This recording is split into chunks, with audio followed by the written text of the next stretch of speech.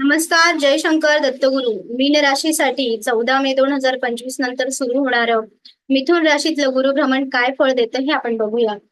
मीन राशीसाठी कर्मस्थानातनं गुरुचं भ्रमण होत आहे. कर्मस्थान ज्या ठिकाणी तुम्ही जे काही कर्म करता, कुठलंही कर्म असू द्या, आध्यात्मिक, भौतिक, तुम्ही जे काही कष्ट करतात त्या कष्टाला फळ देणारं हे वर्ष तुम्हाला प्राप्त होत आहे. विशेषतः गुरुची दृष्टी व्यय आणि अष्टम भावावर येते. या ठिकाणी थोडीशी सतर्क राहण्याची गरज आहे.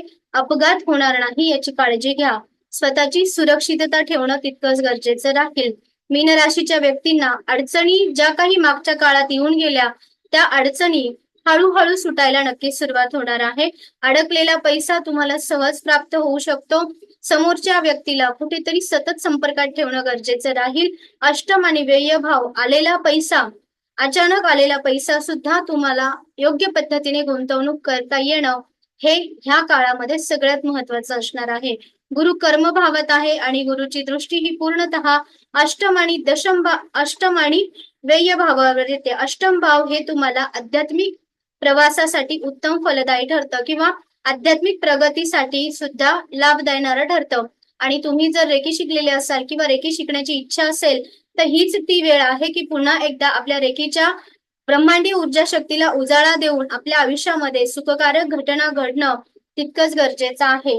मीन राशीच्या लोकांनी कुठलंही वास्तू वाहन खरेदी करताना ज्या लोक तज्ञ आहेत त्यांचा अवश्य सल्ला घ्यावा, अन्यथा त्या गोष्टींमध्ये तुमची फसवणूक होऊ शकते.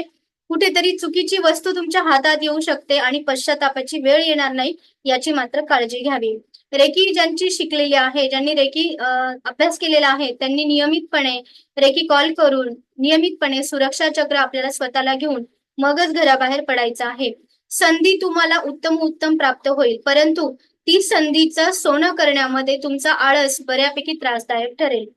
आळस सोडावा लागेल आणि संधीकडे उत्तम पद्धतीने जर बघितलं तर ती गुंतवणूक तुम्हाला अनेक पिढ्यानपिढ्या पुरणारा पैसा देणारी होऊ शकते. अन्यथा ती संधी तुम्हाला अडचणीतही आणू शकते जर तुम्ही कामं वेळेत केले नाहीत तर. ज्या लोकांचे पैसे अडकलेले आहेत ते पैसेही सहज प्राप्त होऊ शकतात. या ठिकाणी वडिलांच्या आरोग्याची काळजी घेणं तुमच्यासाठी पूर्ण वर्षभर महत्वाचं राहणार आहे. आध्यात्मिक प्रवास उत्तम होतील. प्रवासामध्ये शक्यतो वाहन चालवताना काळजी घ्यावी. वाहनासंदर्भात त्रास होऊ शकतात. सुखस्थानातून दशम भावातून हे होणारं गुरुभ्रमण आणि त्यासोबतच तुमच्या राशीमध्ये आलेले शनी महाराज हे कॉम्बिनेशन बघतात. केंद्रस्थानातच हे दोन्ही ग्रह येतात. त्यामुळे नित्य उपासनेमध्ये शनी महाराजांची सुद्धा सेवा तितकीच करा आणि सगळ्यात महत्वाचा उपाय म्हणजे कर्म विचारात घ्या किंवा तुम्ही जे काही कर्म करत आहात हे कर्म योग्य की अयोग्य याचा विचार करूनच कर्माला प्रायोरिटी द्या.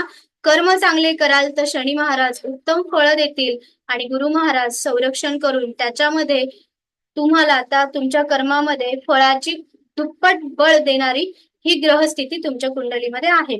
शनी ही केंद्रात आहे आणि गुरु ही केंद्रात असल्याने हा अतिशय सुंदर योग होतो. जुन्या रूढी परंपरा, जुनी पारायण, जुनी धर्मशास्त्र, जुन्या गोष्टींशी पुन्हा एकदा तुम्ही छान पद्धतीने कनेक्ट होऊ शकता आणि ती ऊर्जा साठवण्यासाठी गुरुची अष्टम भावातील दृष्टी तुम्हाला विशेष फलदायी ठरते. विशेषतः मीन राशीच्या लोकांनी दर गुरुवारी कुठल्याही गरीब व्यक्तीला भोजन द्यावं आणि हे भोजन देताना त्या व्यक्तीला धन्यवाद म्हणणं तितकंच गरजेचं राहील. विशेषतः बेकरी पदार्थ खाऊ घातले तरीही चालतील. दत्त महाराजांचं श्रीपाद श्री वल्लभ चरित्राचं पारायण दत्त बाबांनी याचं नियमितपणे पठण केलं पाहिजे. स्वामी तारक मंत्र नियमितपणे आपल्या वास्तूमध्ये रोज सकाळी ऐकला पाहिजे.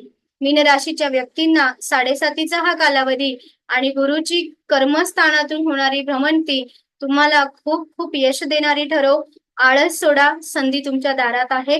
संधी हातात योग्य पद्धतीने उचला. संधीचं सोनं होणं सुद्धा तुमच्या सोबत गुरुच्या कृपेने होणार आहे.